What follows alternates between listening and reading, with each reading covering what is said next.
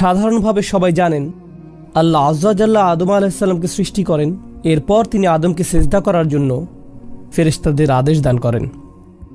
সবাই এটা মেনে নিয়েছিল, কিন্তু ইবলিস অমান্য করেছিল। এটা এই ঘটনার সহজ একটি বিবরণ। অধিকাংশ মানুষ এর সাথে পরিচিত, কিন্তু কোরআনের এমন কিছু গুরুত্বপূর্ণ বিস্তারিত বিবরণও এসেছে যা বাদ পড়ে যায় যখন আপনি ঘটনাটি নিয়ে এভাবে সংক্ষেপে চিন্তা করেন। আল্লাহ আযজা ওয়া জাল্লা সর্বপ্রথম ঘোষণা জারি করেন, আর আমরা বুঝতে পারি সে সময় তাদের মাঝে ইবলিসও এর অন্তর্ভুক্ত ছিল।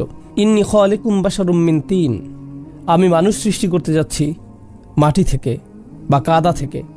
আল্লাহ যখন এই ঘোষণা দিচ্ছেন তখন তিনি আদমকে সৃষ্টি করেননি। আদম আলাইহিস সালামকে এখনও সৃষ্টি করা হয়নি, কিন্তু ঘোষণা জারি করা হয়েছে যে আল্লাহ এটা করতে যাচ্ছেন। এটা হলো খালিকুম বাশারুম মিন তিন। এবং এরপর ফাইদা, আরবিতে ইদা ব্যবহৃত হয় ভবিষ্যতে ঘটতে যাচ্ছে এমন কিছু বোঝাতে। ফাইদা সাওয়াইতুহু ওয়া নাফাখতু ফীহি মির রূহি, তাকে যখন আমি ভারসাম্যপূর্ণ করে তুলব এবং তার ভিতরে আমার রূহ ফুঁকে দেব। এগুলোর কোনো কিছুই এখনো ঘটেনি, সামনে ঘটতে যাচ্ছে। এরপর তিনি বললেন ফাকাউ লাহু সাজিদিন, তখন তোমরা তার উদ্দেশ্যে সিজদাবনত হয়ে যাও। অনেক বছর আগে একজন প্রখ্যাত আলেমের সাথে আমার লাম নিয়ে আলোচনা হয়েছিল। আমি অবাক হয়েছি যে কয়েক মাস আগে তিনি আমার কথার সাথে একমত হয়েছেন।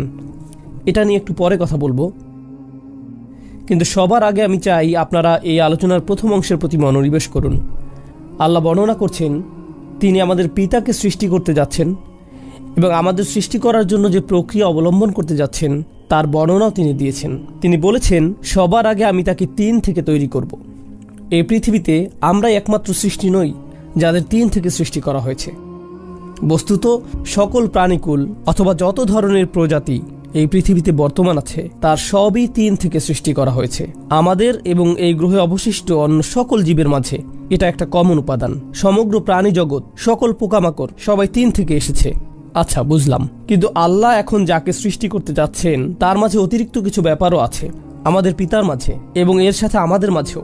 এই সৃষ্টিটি তিন ছাড়াও আরও কিছু, তার মাঝে পাশবিক দিকের অস্তিত্ব ছাড়াও আরও কিছু আছে। প্রসঙ্গত আমাদের এবং পশুদের মাঝে কমন কিছু ব্যাপার রয়েছে। পশু খাদ্য সন্ধান করে এবং আশ্রয় খোঁজে। আমরাও খাদ্য কেনার জন্য মুদি দোকানে যাই, আমরা রেস্টুরেন্টে যাই খাদ্যের সন্ধানে, আমরা আশ্রয় খুঁজি। মূলত এই দুইটি প্রধান কারণেই আমরা পড়ালেখা শিখি, চাকরি খুঁজি বা ব্যবসা শুরু করি। দিন শেষে এগুলোর মূল প্রেরণা হলো খাদ্য এবং বাসস্থান। ফ্রিজে খাবার আছে তো? যে বাড়িতে বাস করছেন তা বসবাস করার জায়গা হিসেবে ঠিক আছে তো? বিদ্যুৎ বিল পরিশোধ করতে পারছি তো? কলে পানি আছে তো? আমি যা বলতে চাচ্ছি, খাদ্য সংগ্রহ এবং বাসস্থান নির্মাণের ক্ষেত্রে আমরা অন্যান্য প্রাণী জগতের চেয়ে অনেক বেশি দক্ষ। কিন্তু দিন শেষে এগুলো একই ধরনের মৌলিক কাজ। তারাও জন্মদান করে, তাদেরও বাচ্চা কাচ্চা আছে, তাদের প্রজাতিও জন্মান্তরে চলতে থাকে, মানব জাতিও একই কাজ করে। তো এ অর্থে জীবন চালিয়ে যাওয়ার দৃষ্টিতে আমরা আসলে প্রাণী জগৎ থেকে অতটা আলাদা কিছু নই। এবং অন্য আরও প্রজাতি যা করে, আমরা বাড়ি নির্মাণ করি, পাখি বাসা বানায়। আমরা রিজিকের সন্ধানে বাড়ি থেকে বেরিয়ে পড়ি, পাখিও তার রিজিকের সন্ধানে বাসা থেকে বেরিয়ে পড়ে। এরপর আল্লাহ আরও যোগ করেন কেন কাদামাটি থেকে নির্মিত এই সৃষ্টি পৃথিবীতে বর্তমান থাকা অন্য সকল সৃষ্টি থেকে আলাদা। ফাইদা সাওয়াইতুহু, যখন আমি তাকে সুষম করে তৈরি করব বা ভারসাম্যপূর্ণ করব, মানে কোনো কারুশিল্পকে নিখুঁত করা, ভারসাম্যপূর্ণ করা। উদাহরণস্বরূপ কেউ যদি লোহা বা কোনো ধাতু গলিয়ে জোড়া লাগায়, সে তখন নিশ্চিত করতে চায় যেন উভয় অংশ একেবারে সমানভাবে জোড়া লাগে। তার কাছে জোড়াটাকে নিখুঁতভাবে সমান করার বিভিন্ন যন্ত্র থাকে, একে বলে তাসওয়িয়াত। তো আল্লাহ বলছেন এক ধরনের ভারসাম্য এবং পারফেকশন এই সৃষ্টির মাঝে যোগ করা হবে, যা অন্য সৃষ্টির মাঝে নেই। এক সেন্সে বলতে গেলে অন্য অনেক সৃষ্টির মাঝে আমাদের চেয়েও বেশি ভারসাম্য রয়েছে। বানর এক হাত ব্যবহার করেই ঝুলে থাকতে পারে, তাদের খুব ভালো ব্যালেন্স রয়েছে। পাখিরা স্বতঃস্ফূর্তভাবে বিভিন্ন ভঙ্গিতে উঠতে পারে। তো এখানে আমাদের দু পায়ে দাঁড়ানোর সামর্থ্যের চেয়েও বেশি কিছু নিয়ে কথা বলা হচ্ছে। আল্লাহ এখানে বলছেন মানবজাতির পরস্পর সাংঘর্ষিক বিষয়ের মাঝে ভারসাম্য রক্ষা করার সামর্থ্য থাকবে। উদাহরণস্বরূপ ব্যক্তিগত প্রয়োজন এবং পারিবারিক প্রয়োজনের মাঝে ভারসাম্য রক্ষা করার সামর্থ্য থাকবে তাদের। তারা ব্যক্তিগত দায় দায়িত্ব এবং সামাজিক দায় দায়িত্বের মাঝে ভারসাম্য রক্ষা করতে পারবে। তারা তাদের অধিকার এবং দায়িত্বের মাঝে ভারসাম্য রক্ষা করতে পারবে। আমাদের সমগ্র জীবনটাই হবে আসলে ভারসাম্যের সমষ্টি। বর্তমানে $মাল্টি-মিলিয়ন এমন সব প্রতিষ্ঠান রয়েছে যেখানে ভারসাম্য শিক্ষা দেওয়া হয়। সফল মানুষেরা, সফল ব্যবসায়ীরা, বড় বড় কর্পোরেশনের কর্মকর্তারা চাকরি জীবনের মাঝে ভারসাম্য রক্ষা করা শিখতে এসব সেমিনারে যোগ দেয়। তাই না?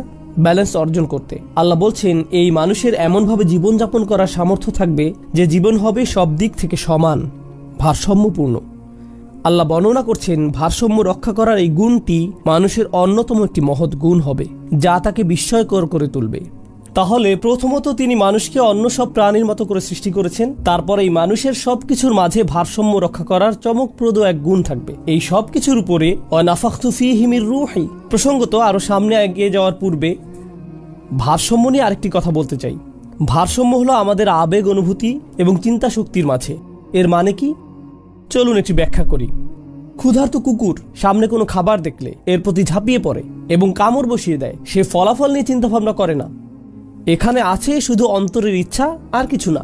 কিন্তু মানুষ লোভনীয় কিছু একটার দিকে তাকিয়ে বলতে পারে, না এটা অবৈধ, না ওইটা হারাম, না এটা করা যাবে না। তার বিবেক বুদ্ধির কর্মতৎপর হয়ে ওঠে। সে ফলাফলের কথা ভেবে থেমে যেতে পারে, ইতিমধ্যে দেরি করে ফেলেছেন, এখন আবার রাস্তায় লাল বাতি।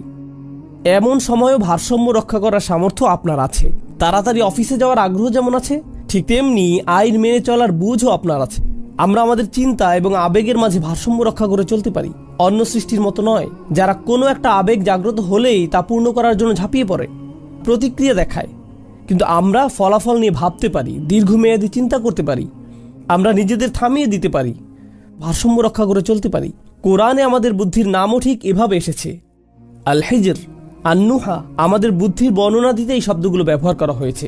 হিজর মানে শিলা, পাথর, কারণ পাথর সামনে এগিয়ে যাওয়ার ক্ষেত্রে বাধা তৈরি করে। আর নুহা মানে প্রতিনিষেধ, কারণ আমাদের বুদ্ধি আমাদেরকে বোকার মতো কিছু করতে বাধা দান করে। এটি প্রতিবন্ধকতা সৃষ্টি করে। কখনো কখনো আমি আপনি অতিরিক্ত আবেগতাড়িত হয়ে বোকার মতো কোনো সিদ্ধান্ত নিয়ে ফেলি, বা আমরা এমন কিছু বলে ফেলি যা আমাদের বলা উচিত না, বা এমন কিছু করে ফেলি যা করা উচিত না। আমরা আমাদের আবেগকে ভারসাম্যহীন হতে দিয়েছি। আল্লাহ আজ্জা জাল্লা এখানে বলছেন এমন সব মুহূর্তে ভারসাম্য রক্ষা করার বিস্ময়কর সামর্থ্য মানুষের থাকবে। এরপর তিনি বলেন ওয়ানাফাখতু ফীহি মির রূহি, আর তার ভিতরে আমার রূহ ফুঁকে দিব। অর্থাৎ রূহ যা আল্লাহ বিশেষভাবে ডিজাইন করেছেন এই মানুষের জন্য, বিশেষ আধ্যাত্মিক সম্পর্ক, বিশেষ জিনিস যা এই মানুষকে অনন্য উপায়ে মানুষকে আল্লাহর সাথে সম্পর্ক যুক্ত করবে, অসাধারণ শক্তিশালী উপায়ে। আর এই জিনিসটাই মানুষের ভেতরে থাকবে। তো এই রূহ মানুষের ভেতরে থাকবে, অন্যান্য প্রজাতি বা প্রাণীর মতো নয়।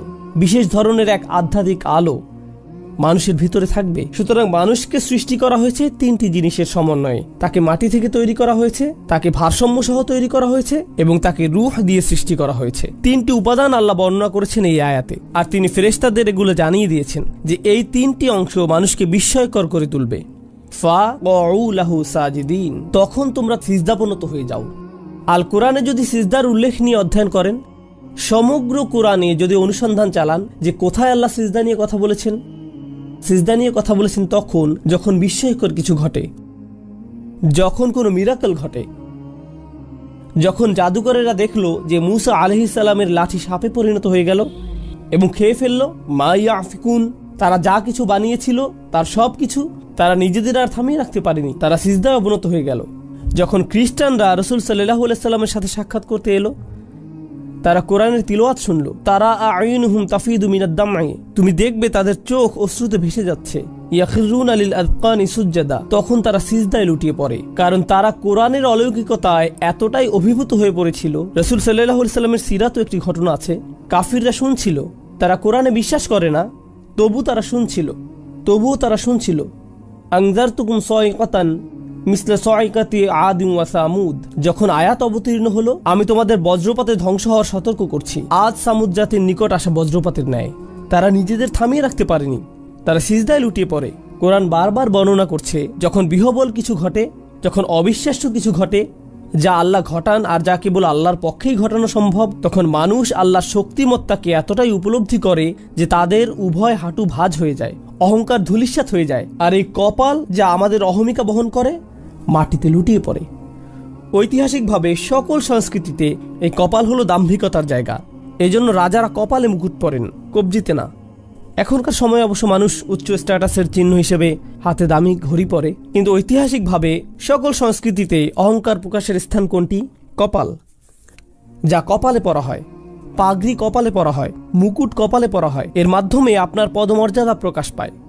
আজকের দুনিয়াতেও এমন কিছু দেশ আছে যেখানে নির্দিষ্ট ধরনের পাগড়ি আছে, যেটা শুধু স্থানীয়দের জন্য নির্ধারিত। আপনি যদি পরেন, ঝামেলায় পড়ে যাবেন। আপনি অন্য রঙেরটা পরতে পারবেন, কিন্তু তাদের রঙেরটা পরতে পারবেন না। এটা তাদের রং। এই কপাল আমাদের গৌরব প্রকাশের স্থান, আমাদের সামাজিক পদমর্যাদা প্রদর্শনের স্থান। এই সমস্ত কিছু মাটি হয়ে যায় যখন আপনি আল্লাহর ক্ষমতা উপলব্ধি করতে পারেন, তখন সাথে সাথে সিজদায় লুটিয়ে পড়েন। কোরআন এই ব্যাপারটাই বারবার তুলে ধরেছে। আল্লাহ এখানে সমস্ত ফেরেশতাদের নিকট দাবি জানাচ্ছেন। ফেরেশতাদের একটা ব্যাপার মনে রাখা গুরুত্বপূর্ণ। ফেরেশতারা যে শুধু দৃশ্যমান বাস্তবতা দেখতে পায় তাই নয়, তারা তো অদৃশ্য জগতের এক সৃষ্টি, যা আমাদের নিকট অদৃশ্য, যেমন আল্লাহর আরশ। আমাদের নিকট যা অদৃশ্য, যেমন জিন জাতি। আমাদের নিকট যা অদৃশ্য, যেমন মহাবিশ্বের গোপন বিষয়। এর অনেক কিছুই ফেরেশতারা দেখতে পান। তারা আকাশগুলোর ভিতর দিয়ে ভ্রমণ করেন। তো আমরা হয়তো একটি পর্বত দেখে চমৎকৃত হয়ে যাই, বা সমুদ্র দেখে, বা ঝর্ণা দেখে। দৃশ্যমান জগৎ আমাদের অভিভূত করে ফেলে। কেউ যখন মহাবিশ্ব নিয়ে অধ্যয়ন করে আর ইলেকট্রন মাইক্রোস্কোপ দিয়ে দেখে, তারা দৃশ্যমান মহাবিশ্বের বিশালতা দেখে হতভম্ব হয়ে যায়। ভাবতে পারেন, দৃশ্যমান মহাবিশ্বের সাথে সাথে যারা অদৃশ্য জগৎও দেখছেন, আল্লাহ যা করেন তা দেখে কতটা অভিভূত তারা। উপরন্তু তারা আল্লাহর সাথে যোগাযোগ করতে পারেন। আল্লাহ সরাসরি ফেরেশতাদের সাথে কথা বলেন। তাদের আল্লাহর সাথে উভয় দিক থেকে যোগাযোগ আছে। আর আল্লাহ তাদেরকে বলছেন, এই সৃষ্টিটি এতই বিস্ময়কর যে সুবিশাল মহাবিশ্ব তিনি সৃষ্টি করেছেন। যত কিছু তিনি রেখেছেন, এই অত্যাশ্চর্য দৃশ্যমান এবং অদৃশ্য কাউন, তিনি বলছেন এই সব কিছুর মাঝে এই একটি সৃষ্টি এতই শক্তিশালী যে তোমাদের প্রত্যেকেরই বিস্ময় অভিভূত হয়ে যাওয়া উচিত। তিনি যেভাবে আদমকে সৃষ্টি করেছেন তা দেখে, যে তোমরা সিজদায় লুটিয়ে পড়ো, তোমাদের হতভম্ব হয়ে যাওয়া উচিত। আল্লাহর এই অত্যাশ্চর্য সৃষ্টি দেখে হতভম্ব হয়ে যাওয়া উচিত। এবং এর ফলে আল্লাহর সকল ফেরেশতা, ফাসাজাদাল মালাইকাতু কুল্লুহুম আজমাউন, তাদের সবাই একসাথে সিজদায় লুটিয়ে পড়ল। ব্যাপারটা হলো, যখন মুসা আলাইহিস সালামের লাঠি দিয়ে মিরাকল ঘটল, তখন কয়েকজন জাদুকর সিজদায় লুটিয়ে গেল। যখন কিছু মানুষ কোরআন শুনল, কিছু অবিশ্বাসী সিজদায় পড়ে গেল, বা কিছু খ্রিস্টান সিজদায় পড়ে গেল। আপনি কিছু মানুষের সিজদায় পড়ে যাওয়ার উল্লেখ পাবেন, কিন্তু এই ঘটনায় আপনি পাচ্ছেন আল্লাহ যত ফেরেশতা সৃষ্টি করেছেন সকলকে সিজদায় পড়ে যাওয়ার আদেশ দেওয়া হয়। কি বিশাল এক মিরাকল, কি বিস্ময়কর এক ব্যাপার ছিল আদম আলাইহিস সালামের সৃষ্টি। কতটা শক্তিশালী এই সৃষ্টি। যদি এটা নিয়ে গভীরভাবে ভেবে দেখেন, আবার বলছি, আদম আলাইহিস সালামকে এখনো সৃষ্টি করা হয়নি। এটা ছিল শুধু ঘোষণা। কেন তোমরা এতটা অবাক হয়ে পড়বে? কেন তোমরা এতটা বিস্ময়াভিভূত হয়ে পড়বে? কোন কারণে এই সিজদা? কেন তারা তাদের চেহারা নত করে দিবে? ঠিক এই তিনটা জিনিসের কারণে। ইন্নী খালিকুম বাশারুম মিন তিন ফাইযা সাওয়াইতুহু ওয়া নাফাখতু ফীহি মির রূহ। এরপর এসেছে ফা। এটি হলো ফা সাবাবিয়া, অর্থাৎ সেই জন্য বা সেই অনুসারে সিজদায় পড়ে যাওয়া। ফা এখানে সাবাবিয়া হতে পারে। এই মতে তোমরা তার সামনে সিজদায় পড়ে যাও। এখন এই ঘোষণাটি জারি করা হলো। আমরা জানি ইবলিসও ঘোষণাটি শুনল। সে যদি এই ঘোষণা শুনে থাকে, সেও জানে আদমকে সৃষ্টি করা হয়েছে তিনটি জিনিসের সমন্বয়ে। আমি বারবার তিনটি জিনিসের কথা উল্লেখ করছি, কারণ যেন এটা আপনাদের মাথায় একেবারে বদ্ধমূল হয়ে যায়। তিনটি জিনিস। আর আমরা জানি আল্লাহ আমাদের বলছেন, যখন সে সিজদা করতে অস্বীকৃতি জানালো, সে আল্লাহর দিকে ফিরে এভাবে বলেনি, খলাকতানি মিন নারিন ওয়া খলাকতাহু মিন তিনিন ওয়া সাওয়াইতাহু ওয়া নাফাখতা ফীহি মির রূহিকা। সে এটা বলেনি। সে শুধু বলেছিল, আপনি আমাকে আগুন থেকে সৃষ্টি করেছেন, তাকে কাদা থেকে সৃষ্টি করেছেন। এটা শুধু তিনটা বিষয়ের একটা মাত্র। আরো দুইটি জিনিস তো বাকি আছে। সে বাকি দুইটা সম্পর্কেও সে জানতো। সে তাসবিয়াহ তথা মানুষের ভারসাম্য সম্পর্কে জানতো। সে মানুষের ভেতরে ফুঁকে দেওয়া রূহ সম্পর্কেও জানতো। কিন্তু ইবলিস আল্লাহর নিকট অভিযোগ করার সময় এমনভাবে অভিযোগ করলো যেন বাকি দুইটা সম্পর্কে সে অজ্ঞ। কিন্তু সে জানে, তার পূর্ণ জ্ঞান ছিল। এই গুরুত্বপূর্ণ বিষয়টা আমি এই সংক্ষিপ্ত খুতবায় তুলে ধরতে চাই। তো আদম আলাইহিস সালামের ঘটনায় শত শত শিক্ষা রয়েছে, কিন্তু আশা করছি আমি এই একটি শিক্ষা ব্যাখ্যা করার ক্ষেত্রে কিছুটা ন্যায় বিচার করতে পারবো। আমি চাই এই শিক্ষাটা আপনারা আজ নিয়ে যাবেন। আর তা হলো, বাকি দুইটি বিষয় অস্বীকার করার কারণ হলো, সে যদি অবশিষ্ট দুইটি বিষয় স্বীকার করে নেয়, তাহলে তাকে স্বীকার করতে হবে মানুষ আসলে আল্লাহর এক বিস্ময়কর সৃষ্টি। কিন্তু সে যদি শুধু কাদার কথা স্বীকার করে, সে যদি শুধু মাটির কথা স্বীকার করে, তাহলে আদম এবং একটি ঘোড়ার মাঝে আর কি পার্থক্য আছে? আদম এবং একটি গরু বা বানরের মাঝে কি আর এমন পার্থক্য আছে? তারা আহার করে, সেও আহার করে। তারা আশ্রয় খোঁজে, সেও আশ্রয় খোঁজে। তারও বাচ্চা কাচ্চা আছে। সে শুধু একজন আরো উন্নত এক প্রাণী, এটাই সব। সে 2 পায়ে দাঁড়াতে পারে, তো কি হয়েছে? এটা আর বড় কিছু নয়। সে শুধু আরো বিকশিত এক প্রজাতি। তার মাঝে অতিরিক্ত আর কিছু নেই। তার মাঝে বৃহত্তর অস্তিত্বের কিছু নেই। অতএব ইবলিশ ইচ্ছা করেই আমাদের অস্তিত্বের 2টি গুরুত্বপূর্ণ উপাদানকে অস্বীকার করে। 3টার মধ্যে 2টাকে সে জেনে শুনে অস্বীকার করে। সে যদি এই 2টা স্বীকার করে নেয়, তাহলে আল্লাহর এই বিস্ময়কর সৃষ্টির শ্রেষ্ঠত্ব তাকে স্বীকার করে নিতে হবে। এখন সে মানব জাতিকে ঘৃণা করে। আমাদেরকে এই পদমর্যাদা দেওয়ার কারণে সে আল্লাহকে দোষারোপ করে। সে শপথ করে যে শুধু আদম আলাইহিসসালামকেই সে ব্যর্থ দেখতে চায় না। কারণ যদি তুমি আদমকে ঘৃণা করো আর আদমকে তুমি জান্নাত থেকে বিতাড়িত করতে পেরেছো, তখন তো তার এমন হওয়ার কথা, যাক আমি এখন ভালো ফিল করছি, আমার এখন ভালো লাগছে। কিন্তু না, সে ফোন দিয়ে আটলো, এখন আমি আদমের সন্তানদের ধরবো, আমি তার পরিবারকে ধরবো, এরপর পরবর্তী প্রজন্মগুলোকে। সে এভাবে বারবার মানব জাতিকে ধ্বংস করতে লাগলো। তবুও তার অন্তরে প্রতিশোধের আগুন একটুও কমেনি। প্রতিশোধ নেয়ার পরেও তার সন্তুষ্টি আসেনি, বা ধ্বংস করার পরেও তার অন্তর শান্ত হয়নি। তো এখন ব্যাপারটা হলো, কিভাবে সে মানব জাতিকে ধ্বংস করে? সে আমাদের ধ্বংস করতে অনেক কিছু করে। তার কর্মপদ্ধতির মাঝে অন্যতম একটি হলো, এখন আমি আমার খুতবার মূল বিষয়বস্তু নিয়ে কথা বলতে যাচ্ছি। এই প্যাসেজ থেকে যে জিনিসটা আমরা শিখতে পারি, যে কোরআনের এই আয়াতগুলো থেকে, তা হলো ইবলিশ চায়নি মানুষ কোনোদিন মূল্যবান কিছু হিসেবে স্বীকৃতি পাক। তার সবচেয়ে বড় সফলতা, তার সবচেয়ে মহান সফলতাগুলোর একটি হলো, সে যদি আমাদের বোঝাতে সক্ষম হয় আসলে আমাদের কোনো দাম নেই। স্বমূল্য তথা নিজেকে দাম দেয়া, মানুষ হিসেবে নিজেকে সম্মান দেয়া আজকের দুনিয়ার অন্যতম একটি বড় সংকট। সমাজবিজ্ঞানের জগৎ, মনোবিজ্ঞানের জগৎ এবং সমগ্র দুনিয়ার পরিবারগুলো আজ এমন মানুষদের নিয়ে মহা সংকটে আছে, যারা নিজের মাঝে কোনো মূল্য খুঁজে পায় না। আসলেই আমাদের কোনো দাম নেই। আগে আমার একটা চাকরি ছিল, এখন আমি অবসরে, কেউ আমার অভিমতের কোনো মূল্য দেয় না, আমার কোনো দাম নেই। আমি সারাদিন বাসায় বসে থাকি, আমার ছেলে চাকরি করে, আমার মেয়ে কলেজে পড়ে, আমি পুরোই মূল্যহীন, আমি এখন সবার বোঝা। এভাবে একজন বৃদ্ধ বাসায় বসে বসে নিজেকে মূল্যহীন ভাবতে থাকে। আমার এখন মসজিদ আর বাসায় আসা যাওয়া ছাড়া কোনো কাজ নেই। নিজের ভিতরে এক ধরনের স্বমূল্যের অভাব সব সময় আমার ভিতরে কাজ করে। যদি মরে যেতাম কতই না ভালো হতো। তার মাথায় এই চিন্তাগুলো সব সময় ঘুরপাক খেতে থাকে। মুখ ফুটে বলে না, এমনকি কখনো কখনো বলে ফেলে। একজন যুবক ছেলেও সে বলে, আমার ভাই ভার্সিটি থেকে অনার্স মাস্টার্স শেষ করেছে, আমার চাচাতো ভাই বড় চাকরি করে, সবাই জীবনে উন্নতি করেছে, অমুকে বিয়ে করেছে, আর আমাকে দেখো, আমার কিছুই নেই, আমি এগুলোর কিছুই অর্জন করতে পারিনি। আমি জীবনে অনেক সময় নষ্ট করেছি, আমার এটা করা উচিত ছিল, ওটা করা উচিত ছিল, সবাই বলছে আমি জীবনে পরাজিত, আমি তো সত্যিই পরাজিত। ইবলিশ চায় মানুষজন আপনাকে এমন সব কথা বলুক, আশেপাশের মানুষেরা তারা এমন সব কথা বলবে যার ফলে আপনার নিজেকে মূল্যহীন মনে হবে। আর ওই মানুষগুলো এমনকি বুঝেও না যে তারা এই ক্ষতিটা করছে, এটা তাদের মাথায়ও আসে না। কিন্তু তাদের এই কথাগুলো আপনার জীবনে ব্যাপক প্রভাব ফেলছে। আপনি তখন ভাবতে শুরু করেন, সম্ভবত আমার কোনো দাম নেই। একবার যখন এভাবে নিম্নমানের আত্মসম্মানে ভোগেন, নিজেকে যথাযথ মূল্য না দিয়ে থাকেন, তখন সব সময় মনে হবে একমাত্র যে উপায়ে আমি কিছুটা মূল্য পেতে পারি তা হলো যদি অন্য কেউ আমাকে দাম দেয়। আমার কোনো কিছুতে যদি অন্য কেউ সমর্থন দেয়, তবেই আমার কিছুটা দাম আছে। তাই আমি কি করব? আমি নিজের একটা ছবি তুলব, তারপর সব ফিল্টার অনেকবার পরিবর্তন করে অনলাইনে পোস্ট করব, তারপর অপেক্ষা করব কেউ যদি লাইক দেয় বা লাভ চিহ্ন দেয়, অন্ততপক্ষে মাশাআল্লাহ বা কোনো একটা কমেন্ট। কারণ কেউ যদি দেয়, যাক আমার কিছুটা দাম আছে। আচ্ছা এখন কি করব? আমার তো দাম দরকার, কারণ আমি আবার মূল্যহীন হয়ে পড়ছি। আমি গত 2 দিনে কিছুই পোস্ট করিনি, আমাকে আবার শুরু করতে হবে। আমি আবার নিজেকে মূল্যবান মনে করতে চাই। নিজের মাঝে যদি নিজের মূল্য খুঁজে না পান, তখন আপনি নিজের মূল্য কোথায় খুঁজবেন? অন্য কোথাও, অন্য কারো কাছে। সব সময় অন্য কারো সমর্থনের আশায় থাকেন, সব সময় অন্য কারো প্রশংসার সন্ধানে থাকেন। তুমি তো কিছু বললে না, তোমার কি মনে হয় আমার কি করা উচিত? এই ব্যাপারে তোমার কি মনে হয়? এই ব্যাপারে তোমার কি কি অভিমত আছে? সব সময় আরেকজনের মতামত তালাশ করে বেড়ান, কারণ এছাড়া নিজের কোনো দাম নেই। আবার নিজের ব্যাপারে ভয় পেয়ে যান। আপনার আত্মসম্মান যদি খুব নিম্নমানের হয়, তখন নিজের অধিকারগুলো আদায় করার জন্য সাহস খুঁজে পাবেন না।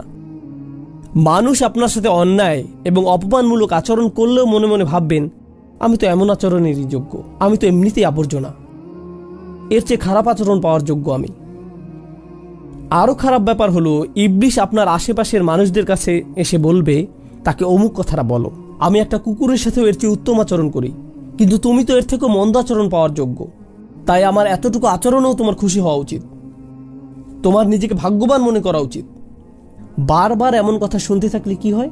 আপনিও এগুলো মেনে নিতে শুরু করেন, কারণ মানুষ শুরুতে কিছু একটা প্রত্যাখ্যান করলেও যথেষ্ট সময় ধরে এগুলো শুনতে থাকলে এক সময় এর দ্বারা প্রভাবিত হতে শুরু করেন। আপনি তখন নিজেকে ওইভাবে দেখতে শুরু করেন। আপনি তখন শুধু অন্যদের প্রতি নয়, নিজের প্রতিও এক ধরনের ঘৃণা জন্মাতে শুরু করেন। নিজের প্রতি রাগ সবসময় এমনভাবে প্রকাশ পায়, আমার মতামতের কোনো দাম নেই, সবার মতের দাম আছে, আমার কথার কোনো মূল্য নেই, সবার কথার মূল্য আছে, আমার উপস্থিতি একটা বোঝাস্বরূপ, আমার কাউকে কিছু দেওয়ার নেই। নিজেকে নিয়ে যদি এভাবে ভাবতে শুরু করেন, তাহলে এটা আপনার উপর শয়তানের বিশাল এক বিজয়। কারণ শয়তান তখন বলে, আমি তো ঠিক এটাই বলেছিলাম সব সময়, মানুষ শুধুই কাদামাটি, তাকে দেখো, কোথায় তার ভারসাম্য, কোথায় তার রূহ। আর আল্লাহ কি করলেন? আমি আর আপনি এই পৃথিবীতে আসার আগেই আমাদের পিতাকে যা দেয়া হয়েছিল, তার সন্তান হিসেবে আমাদেরকেও সেগুলো দেয়া হয়েছে। 3টি জিনিস: মাটি থেকে আমাদের শরীর, তাসবিয়া তথা ভারসাম্য, এবং আমাদের রূহ। আল্লাহ তার সকল সৃষ্টির উপর আমাদের সম্মানিত করেছেন। সকল সৃষ্টি আমাদেরকে আল্লাহর একটি মিরাকল হিসেবে দেখে। সকল সৃষ্টি আমাদেরকে আল্লাহর একটি মিরাকল হিসেবে দেখে। সকল ফেরেশতাদের সিজদা পাওয়ার যোগ্য। আল্লাহর এক সম্মানজনক সৃষ্টি, আল্লাহর এক আশ্চর্যজনক সৃষ্টি। তো এখন মহাবিশ্বের ফেরেশতারা আপনাকে দেখে মুগ্ধ, কিন্তু আপনি নিজের মাঝে মুগ্ধ কিছুর অস্তিত্ব খুঁজে পান না, নিজেকে আপনার মূল্যহীন মনে হয়। আল্লাহ কোরআনে বলছেন, ওয়ালাকাদ কাররামনা বানি আদম, আর আমি তো আদম সন্তানদের সম্মানিত করেছি, আমি তো আদম সন্তানকে মর্যাদা দান করেছি। জানেন এই আয়াতটি আমাকে কি শিক্ষা দিচ্ছে? অন্য কারো কাছে আমাকে নিজের মূল্য খুঁজতে হবে না, কাজটি আমি ভালোভাবে সম্পাদন করেছি কিনা সেটা আমাকে চেক করে দেখতে হবে। তরকারিটা ভালোভাবে রান্না করেছি তো? এই শিক্ষাটিকে কিভাবে নেবেন না জানেন? আমার কারো অভিমতের এখন আর কোনো দরকার নেই। এখন আমি আমার বাসায় যাব আর সব লবণ তরকারিতে ঢেলে দেব, তারপর রান্না করব। রান্নাটা কেমন হয়েছে কারো অভিমতের আমি কোনো পরোয়া করি না, কারণ আল্লাহ আমাকে সম্মানিত করেছেন। আমি এটা বলছি না, আমি কোনোভাবেই এই শিক্ষাটা দিচ্ছি না। আমাদের অবশ্যই পরস্পরের কাছ থেকে সংশোধন দরকার। প্রসঙ্গত, যখন নিজেকে মূল্যবান মনে করবেন, তখন সমালোচিত হলে অপমানিত বোধ করবেন না। যখন সত্যিকার অর্থে নিজেকে সম্মান দিতে শিখবেন, তখন উপলব্ধি করবেন যে কেউ যদি আমার সমালোচনা করে বলে, এই যে ভাই আপনি এটা ভুল বলছেন, আপনার অমুক ব্যাপারটা আরো ভালো হওয়া দরকার, অথবা ওইটা আরো ভালো হতে পারত, তখন তারা আসলে আমার উপকার করছে। আমার কাছে মনে হচ্ছে না যে আমি অপমানিত হয়েছি, কারণ আমার যদি খুব নিম্নমানের আত্মসম্মান থাকে, তখন সমালোচনাকে মনে হয় আমাকে যেন আরো নিচে নামিয়ে দেওয়া হলো। কিন্তু আপন অন্তরে যদি নিজের দাম থাকে, তখন এমন অনুভূতি আর তৈরি হয় না। তখন সংশোধন এবং সমালোচনাকে আপনি সুযোগ হিসেবে দেখবেন, আরও উত্তম হওয়ার একটা সুযোগ। এটাকে তখন আর অপমান মনে হবে না। এটা হলো সমীকরণের একটা দিক। আমরা নিজেদের মূল্য প্রদান করি, কিন্তু ইবলিশের কাছে আরও কৌশল আছে। খুতবার শুরুতে আমি ভারসাম্য নিয়ে কথা বলেছি। আল্লাহ আমাদের যে জিনিসগুলো দিয়েছেন তার মধ্যে একটি হলো ভারসাম্য। কিন্তু বর্তমান বিশ্বে অধিকাংশ মানুষ এখন আর বইয়ের মাধ্যমে নিজেদের শিক্ষিত করে তুলতে আগ্রহী নয়, বই পাঠে বা অধ্যয়নে মনোযোগী নয়। প্রকৃতপক্ষে ভিডিও একটা যদি 30 সেকেন্ডের বেশি হয়, পরেরটা দেখে, সামনে আগাও। জানেন তারা কি বলে? আমি অনেক গবেষণা করেছিলাম। না, তুমি গবেষণা করছো না, তুমি টিকটক চালাচ্ছ, এর নাম গবেষণা নয়। আমি মনোবিজ্ঞান নিয়ে প্রচুর গবেষণা করেছিলাম। না, তুমি করনি। 3 মিনিটের ইউটিউব ভিডিও দেখার নাম গবেষণা না, তুমি কিছুই অধ্যয়ন করনি। কিন্তু আমরা এখন কয়েক সেকেন্ডের শব্দ শোনায় অভ্যস্ত হয়ে গেছি। তাড়াতাড়ি দ্রুত কিছু শিখতে চাই, ফলে কোনো কিছুর বৈধতাও তাড়াতাড়ি চাই। দ্রুত কিছু শিখতে চাই, কোনো কিছুর বৈধতাও তাড়াতাড়ি চাই। এই সমস্ত সোশ্যাল মিডিয়ার পরিবেশে এখন যা হয়, যে একটি বিষয় বারবার চোখের সামনে এসে পড়ে, আত্মানুরাগ, নিজের দাম, আত্মসম্মান, যা নিয়ে আমি এখন কথা বলছি। কিন্তু এই ব্যাপারটা নিয়ে আপনি বাড়াবাড়ি করতে পারেন।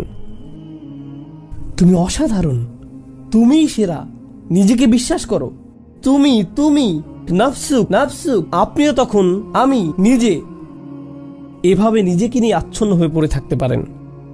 কিছু কিছু পিতামাতারা বাচ্চাদের এমন বানিয়ে ফেলেন, তুমিই সেরা, তুমিই শ্রেষ্ঠ, সব সময় তুমিই হলে রাজকন্যা। 4 বছরের ছোট মেয়েকে বলে তুমি আমার রাজকন্যা, অন্য সবাই অসুন্দর, তুমিই সেরা সুন্দরী। এরপর এই ছোট বাচ্চাটা একটা দৈত্যে পরিণত হয়। স্কুলে গিয়ে বলে, শোনো সবাই, রাজকন্যা চলে এসেছে, সবাই আমার আংটিতে চুমু দাও। এভাবে সে নিজের সম্পর্কে অযথা উচ্চ ধারণা গড়ে তোলে। আমাদের মূল্য, আমাদের দাম আল্লাহর সামনে এমন কিছু যা আমাদের বিনয়ী করা উচিত। আল্লাহ আমাকে এত উচ্চ পদমর্যাদা দান করেছেন, আমার উচিত এই পদমর্যাদাকে কাজে নিয়োগ করা। আপনাদের নিকট একটি উপমা উপস্থাপন করছি। কল্পনা করুন, নিজের উপর কোনো আস্থা ছিল না আপনার, আপনাকে অতটা যোগ্য মনে করেননি, কিন্তু তবু একটা চাকরির জন্য আবেদন করলেন। এমনিতেই আবেদন করলেন, মনে মনে বলছেন আমি নিশ্চিত ওরা আমাকে নিবে না। কিন্তু ওদের কাছ থেকে একটা কল এলো, ওরা আপনাকে নির্বাহী পদে নিয়োগ দিতে চায়, অনেক উপরের পদে। আপনি তো নিজের সম্পর্কে জানেন, আমি এই চাকরির জন্য মোটেই যোগ্য না। কিন্তু যাই হোক, ওই পদে আপনার নিয়োগ হয়ে গেল। আমি চাই আপনারা এটা নিয়ে চিন্তা করুন। আমি নিজেও চিন্তা করতে চাই। আমার মাথায় তখন কোন চিন্তাগুলো ঘুরপাক খাচ্ছে? আমি কি ভাবছি? হ্যাঁ, বস এসে গেছে, সবাই সাবধান হও, ওইটা আমার চেয়ার।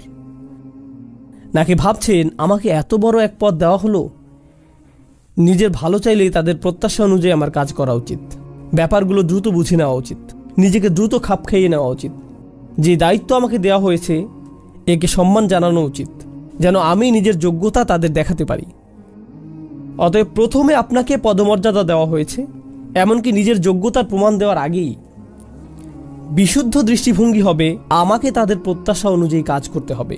ভালো লাগুক বা না লাগুক, আমার জন্য উত্তম হবে কাজে নেমে পড়া। বুঝতে পারছেন? এর উল্টোটা হবে, নিজের যোগ্যতার প্রমাণ না দিয়েই কেউ যদি পদটি পেয়ে যায়, এরপর বলে এখন কি আর কিছু করতে হবে? আমি তো পদটা ইতিমধ্যে পেয়েই গেছি। এখন আমি এমন সবার দিকে নিচু দৃষ্টিতে তাকাতে পারি যারা এই পদ পায়নি। ওরা যেমন বলে, আসলটা বানানোর আগ পর্যন্ত নকলটা দিয়ে চালাও। এটা তো আর এভাবে কাজ করে না, এটা মূলত দাম্ভিকতা সুলভ আচরণ। তো একদিকে আমরা নিজেদের মূল্য প্রদান করি, আল্লাহ আমাদের যে সম্ভাবনা দান করেছেন, আমাদের মূলত সেই সম্ভাবনাকে মূল্য দেওয়ার কথা। চেষ্টা সাধনা চালানোর যে সামর্থ্য আল্লাহ আমাদের দান করেছেন, মূলত তাকে আমাদের মূল্য দেওয়ার কথা, পার্থিব উপায় উপকরণ নয়। উপায় উপকরণ তো আল্লাহ যে কাউকে দিতে পারেন, আর এই জিনিসগুলো আসবে যাবে। একমাত্র যে ব্যাপারটার মূল্য আল্লাহর কাছে আছে এবং আমাদের কাছে থাকা উচিত, তা হলো আমাদের প্রচেষ্টাগুলো। ও আল্লাইসা লিল ইনসানি ইল্লা মা সাআ। শেষ বিচারের দিন মানুষের কাছে মূল্যবান কিছুই থাকবে না, শুধু তাদের প্রচেষ্টাগুলো ছাড়া। একমাত্র এটাই। এজন্য ভারসাম্য স্থাপন করতে হবে আত্মবিশ্বাস এবং বিনম্রতার মাঝে। কারণ নিজেকে অতিরিক্ত মূল্যবান মনে করলে তা দাম্ভিকতায় পরিণত হতে পারে, আর অতিরিক্ত বিনম্র হলে ভাবতে শুরু করবেন আমি কেউ না, কিছুই না। আপনাদের এমন একটি উদাহরণ দিচ্ছি যেটা আমি ইসলামী পরিমণ্ডলে দেখেছি। অনেক বছর আগে আমি একটি ভার্সিটিতে গিয়েছিলাম। সেখানে প্রায় কোনো মুসলমান ছিল না। 5-6 জন মুসলিম যুবক ছাত্র উপস্থিত হলো। ধরুন 100 মাইলের মধ্যে কোনো মসজিদ ছিল না, এজন্য তাদের নিজেদেরকে জুমার নামাজের আয়োজন করতে হয়েছিল। এই 5 জন তরুণকে, তাদের মাঝে একজন ছিল হাফেজে কোরআন। স্পষ্টত তার উপরে দায়িত্ব এসে পড়লো প্রস্তুতি নেয়ার, কিছু শেখা, যেন খুতবা দিতে পারে এবং নামাজের ইমামতি করার। কিন্তু সে করবে না, সে রাজি হলো না। জিজ্ঞেস করা হলো, কেন তুমি খুতবা দিতে চাও না? ভাই, আমি কিছুই জানি না, আমি শুধু একজন ফকির। আমি জানি আল্লাহর সামনে আমি খুবই মূল্যহীন। আমি কিভাবে মিম্বারে দাঁড়াবো যেভাবে রাসূলুল্লাহ সাল্লাল্লাহু আলাইহি ওয়াসাল্লাম দাঁড়াতেন? কারণ আমি জানি আমি এমনকি ওলামাদের পায়ের ধুলোর সমানও নই। এভাবে সে বিনম্রতা নিয়ে বিশাল এক বক্তব্য দেওয়া শুরু করলো। কিভাবে না না না, আমি কিছুই না, আমার দাম নেই, আমি একটা অপদার্থ। আমি বললাম, আমি জানি তুমি একটা অপদার্থ, কিন্তু তবুও ব্যাপারটা হলো তুমি যদি এটা না করো, এই ছেলে ইংরেজিতে নামাজের ইমামতি শুরু করবে। সে হাত তুলে বলবে গড ইজ গ্রেট, এরপর সে এইভাবে পড়াবে। তাই তোমাকে এগিয়ে আসতে হবে ভাই। তুমি এমন একটা পরিস্থিতিতে পড়ে গেছো, এর সাথে অহংকারের কোনো সম্পর্ক নেই। তুমি আত্মবিশ্বাসের প্রয়োজন আর অহংকারের মাঝে একটা তালগোল পাকিয়ে ফেলেছো। এখন আত্মবিশ্বাস প্রদর্শনের সময়, কিন্তু অতিরিক্ত আত্মবিশ্বাস আবার সমস্যা তৈরি করবে।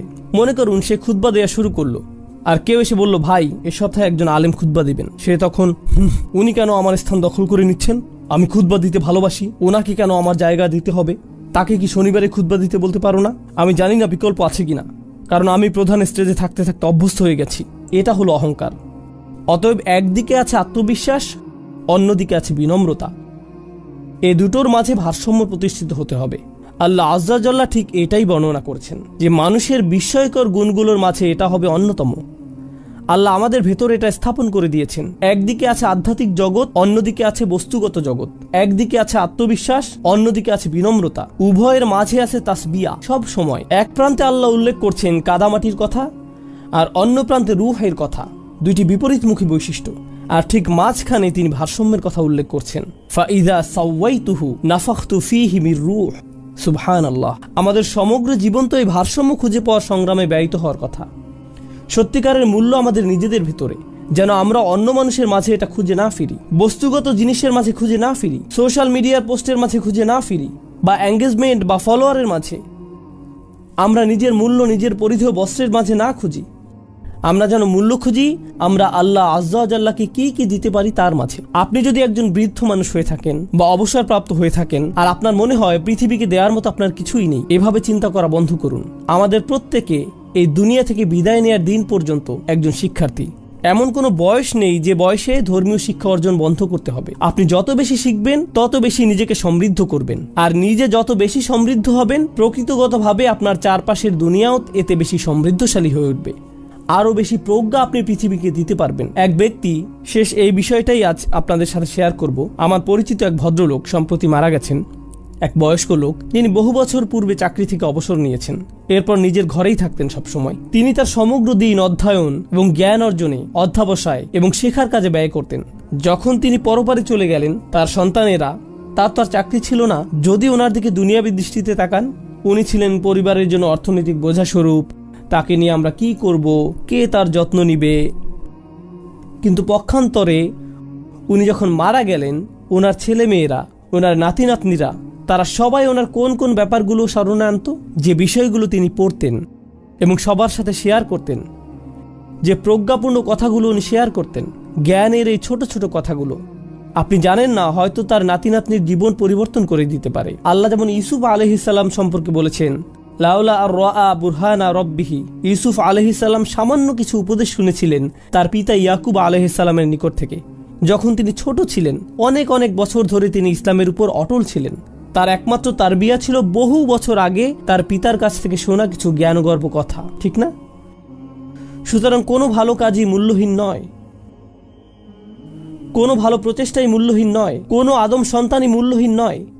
নিজের মাঝে নিজের মূল্য তালাশ করুন, যা আল্লাহ আপনাকে ইতিমধ্যে দান করেছেন। আল্লাহ আজ্জা জাল্লা আমাদেরকে নিজেদের মূল্য বুঝতে সাহায্য করুন, নিজেদের দাম উপলব্ধি করতে সাহায্য করুন, এবং শয়তানকে যেন সুযোগ না দেন আমাকে আপনাকে এমন কেউ হিসেবে দেখার যে মূল্যহীন, অযোগ্য, বা এমন কেউ সবাই যাকে মারিয়ে যাবে অথবা কষ্ট দিবে। আমাদেরকে এই আত্মঘৃণা বন্ধ করতে হবে, এবং আল্লাহ যেন এই সমূল্যের চেতনাকে কখনোই অহংকারে পরিণত হওয়ার সুযোগ না দেন। বারাকাল্লাহু লি ওয়া লাকুম ফিল কুরআনিল হাকিম ওয়া নাফা'নি ওয়া ইয়্যাকুম বিল আয়াতি ওয়া যিকরিল হাকিম।